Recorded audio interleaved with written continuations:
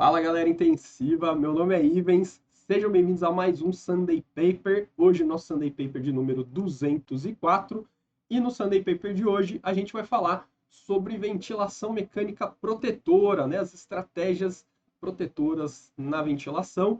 Mas antes já deixa aquele joinha, já deixa aquele like, clica na setinha que está aqui embaixo, compartilha esse vídeo lá no seu grupo para vocês discutirem as estratégias protetoras. Comenta aí, o que vocês têm utilizado de estratégia protetora? Quais os itens que compõem a estratégia protetora de vocês e quais os valores que vocês têm usado aí para proteger o pulmão dos pacientes de você? E claro, não esquece de se inscrever aqui comigo, beleza? O artigo de hoje foi publicado no The New England Journal of Medicine em 1998. O New England que tem um fator de impacto de 158,5. Monstro, né? Por que eu fiz questão de trazer esse artigo aqui do New England de 1998, né? Primeiro, que é de um grupo brasileiro, grupo aqui do Hospital das Clínicas, né? Do Lean 9. O autor principal é o Dr. Marcelo Amato, o autor sênior aqui é o Dr. Carlos Carvalho, e aí isso mostra qual que é o segundo motivo de eu ter trazido esse artigo. Hoje é um domingo, dia 19 de maio, e dia 21 de maio, terça-feira, a gente vai estar com o Dr. Marcelo Amato, conversando com ele no Passando Plantão Podcast. E a gente vai estar ao vivo da Feira Hospitalar, né? A gente vai estar essa semana toda aí na Feira Hospitalar, do dia 21 ao 24, do meio-dia às 19 horas, ao vivo, 4 dias de programação super intensa, envolvendo vários assuntos. E na terça-feira, dia 21, às 3h30, a gente vai estar lá na mesa com o Dr. Marcelo Amato, conhecendo um pouquinho da história dele, um pouquinho desse artigo aí, da história da ventilação mecânica. Então, por isso que eu fiz questão de trazer hoje esse artigo aí, que é um dos principais artigos aí na história da ventilação mecânica, e a gente vai conversar com o autor principal desse artigo.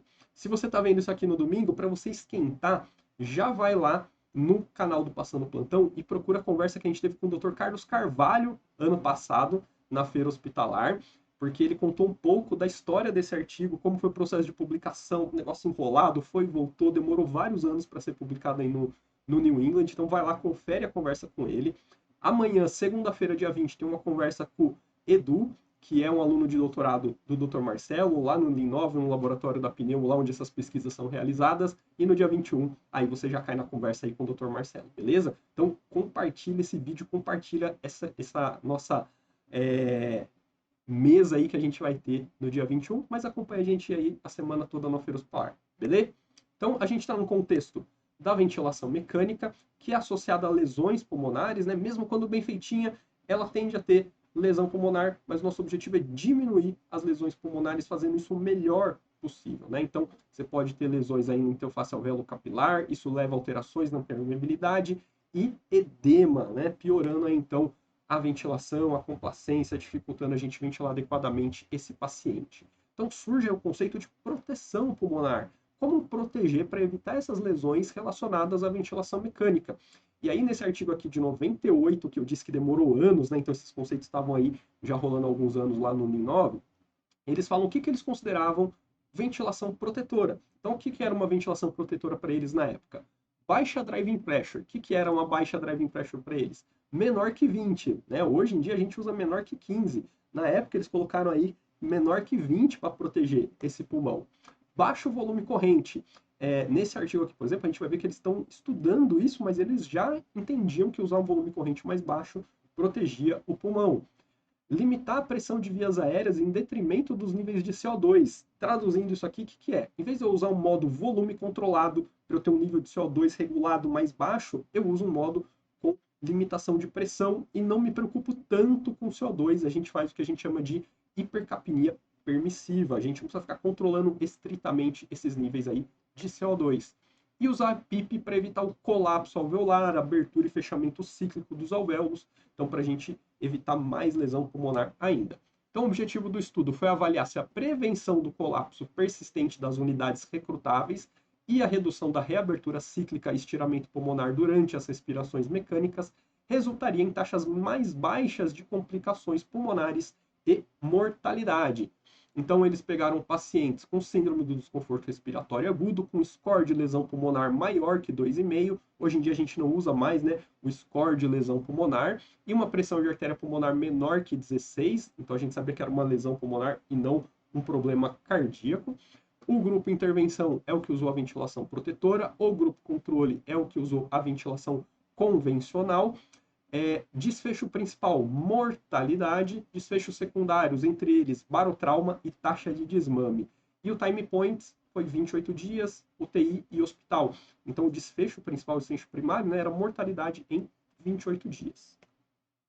A ventilação convencional usava um volume corrente de 12 ml por quilo, né, um volume corrente bem alto comparado ao que a gente usa hoje, né, que a gente preconiza aí no máximo 8 para quem não tem SARA, no máximo 6 para quem tem SARA, mas na época ainda havia literatura sobre isso, ainda havia muita prática sobre isso, por isso optou-se por usar 12, que inclusive é um ponto de bastante crítica de outros grupos, porque falaram que os resultados só foram bons porque eles usaram um volume excessivamente alto, né?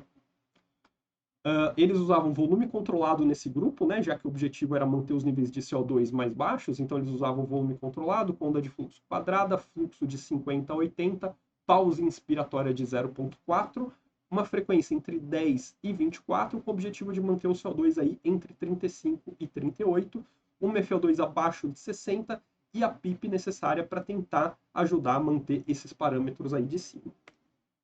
Já o grupo ventilação protetora usava modos a pressão, então PCV ou PSV, ou modos de duplo controle com controle da pressão. O volume corrente aqui já era menor que 6 ml por quilo, então aqui a gente vê como começa a surgir esse conceito, né, de baixo volume corrente, de proteção usando o volume corrente mais baixo, driving pressure abaixo de 20, pressão de pico abaixo de 40, frequência abaixo de 30, os níveis de CO2 abaixo de 80, então aqui é o que ele chama de hipercapnia permissiva. Não precisa manter o CO2 ali naquela faixa que a gente considera de normalidade. Para proteger o pulmão, eu posso abrir mão desse controle estrito do CO2 para manter os valores, os parâmetros da ventilação mais baixo e evitar, assim, a lesão pulmonar. A PIP era ajustada 2 pontos acima do ponto de inflexão, ou seja, tinha que fazer aquele cálculo lá, né, da curva de pressão, complacência, e aí achar o ponto de inflexão e manter 2 pontos acima. Se por acaso não era possível fazer todo esse processo, eles colocavam uma PIP ajustada empiricamente em 16. Então, não dá para achar o ponto de inflexão? Coloque 16. E eles usavam manobra de recrutamento sempre que julgava-se necessário, e é aquela manobra de recrutamento em CPAP, que talvez muitos de vocês nunca usaram aí na prática, ou talvez nunca nem ouviram falar, porque a gente deixou de usar há muito tempo, mas existe uma manobra de recrutamento em CPAP, onde você coloca uma pressão de 35 ou 40, geralmente era em 40, e mantém por 40 segundos. Então, 40 de pressão por 40 segundos, né, em CPAP. Então, seja só um nível de pressão. Então, essa era uma manobra de recrutamento que era utilizada e que foi usada nesse estudo.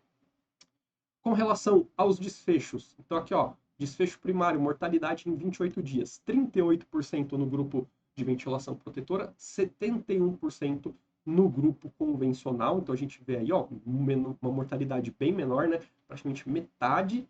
Desfechos secundários, mortalidade hospitalar, 45% versus 71%, também menor. Barotrauma, 7% no grupo protetora versus 42% no grupo convencional. Então o pessoal tem muito medo do recrutamento, né? Que pode gerar barotrauma, mas veja que não era muito menor na verdade, né? Por quê? Porque aqui eles usavam um volume corrente muito alto, 12 ml por quilo, em modo volume controlado, ou seja, entregava esse volume às custas de altas pressões e isso tinha mais barotrauma.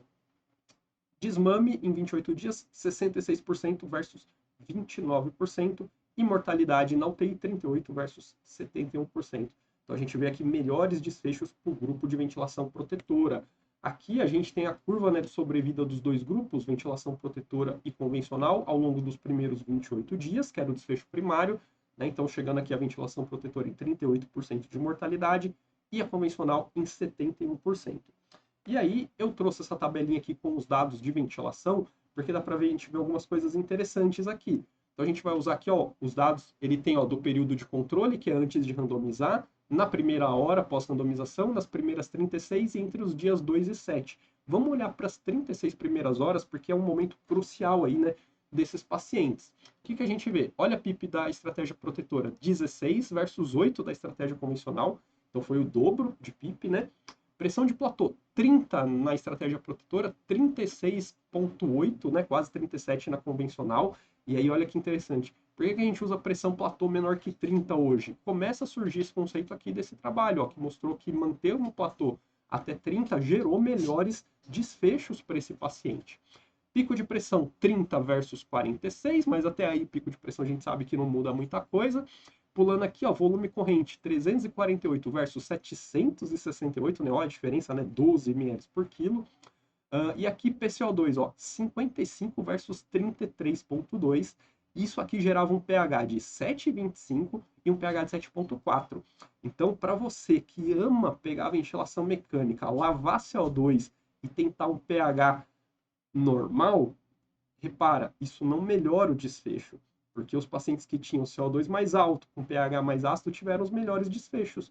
Então, o que muda o desfecho do seu paciente não é ter um pH normal, não é ter um CO2 normal, é proteger esse pulmão. Usar parâmetros gentis na ventilação mecânica desse paciente para você não gerar mais lesão pulmonar no pulmão do nosso paciente, tá certo? Aqui, como a gente tem o platô e a PIP, dá para a gente calcular a driving pressure, já que ela não está na nossa tabela, vamos calcular aqui. Então, ó, platô de 30 com uma PIP de 16, né? Então, lembra, a driving pressure é platô menos a PIP. Então, 30 menos 16 dá uma driving pressure de 14. Lembra que nesse trabalho eles usaram 20, né, como o objetivo. Por que a gente usa 15 hoje? Também começou a surgir daqui, porque os pacientes que tinham uma driving pressure menor que 15 tiveram melhores desfechos. Olha o que acontecia no grupo convencional. Platô de 36 com uma PIP de 8, isso dá uma driving pressure de 28, muito alta para o que a gente usa hoje, né? Inclusive, do grupo convencional foi o dobro, né? 28 versus 14 do grupo protetora. Então dá para a gente ver algumas coisas bem interessantes aqui nessa tabela e entender um pouco daquilo que a gente faz hoje, do porquê que a gente faz algumas coisas hoje. Então, conclusão. Em comparação com a ventilação convencional, a estratégia protetora foi associada a uma melhor sobrevida aos 28 dias, maior taxa de desmame da ventilação e menor taxa de barotrauma em pacientes com síndrome de desconforto respiratório agudo. Então, de novo, por isso que eu trouxe esse trabalho aqui. Ele é um dos trabalhos fundamentais na história da ventilação mecânica, né, nos pacientes com síndrome do desconforto respiratório agudo e no entendimento de como proteger o pulmão dos nossos pacientes. Então, já deixa aquele joinha, curte aí antes de ir para o próximo vídeo. Não esquece de compartilhar, clica na setinha, manda lá no grupo para você discutir, manda falando que na terça-feira agora a gente vai estar com o professor Marcelo conversando sobre tudo isso aí que a gente viu agora. Não esquece de se inscrever e de comentar. E aí, como que vocês têm praticado a ventilação protetora na UTI de vocês? E eu vejo vocês no próximo vídeo. Até lá!